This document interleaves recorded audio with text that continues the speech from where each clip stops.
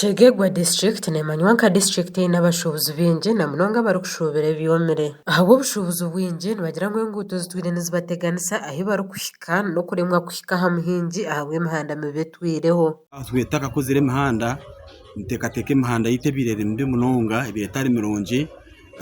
In terms of business tubiire zitakugyenda gye ahabw'okugira ngu emihanda ni mibi, abantu kureeta emaari, kureeta ebicoori, kureeta emiki ebi bakukoreramu, business neeba etakutambura kurungi. Meeya wa Town Council Swaibu Musa yagira ngu nikwo ekizibu kitwireho biitu obwahati batandikire kukishoromera omubazi ahu baasya kilometers 9 barikukora. Ego Town Council omuraba mwine enguudo nimujya kwombeka kwona baine kutunga plan kuruga Town Council niko batushobora kwombeka mu nabe tukujya kurima enguudo.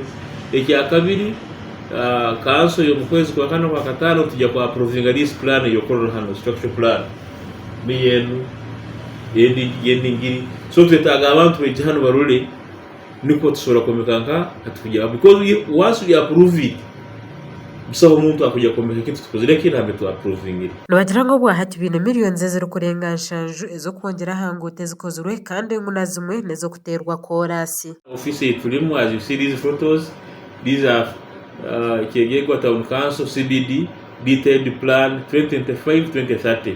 So ntunira kuongeramo enguudo zingi muno niko etawune kuraba natsaze no Chegegwa kutunga plot kigumire muno plot rusangere mu sente talance ibintu 10 miliyoni kinana habo kuba tutwine situze zikozeki izikingwira Twafuniraho release ya 24 millions twabasa kukoraho CBD roads ezenkuto zo mu town like 9 kilometers ezikubasa kubana zihereze town egi ozituzikozire by now kandi niteekateeka hati nindeba motoka nizitravelinga kurungi ba businessmen batandikire kugera okubashemerirwe konka we still have a very big challenge akuba twine 108 kilometers ezikora Town Council yona hati noreba tukozire only 9 bitu nguno barabe bariyo nibagezaho kukora eki bakine kizibu ekyo butagira graders ziri kumara kandi ngo naco kibaberire kizibu tungire twalobinga this financial year next financial year tangana mu kwezi kwa 10 batwaire billion 2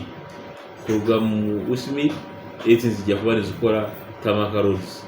So budo bunde mu Chegegwa Town Council uruhango baratwa twagusa kurungi sentezi bajya kutwa almost 28 billion within 5 years. Ejikota twaheze kuba tufunaho release ndijo ya million shanju nina.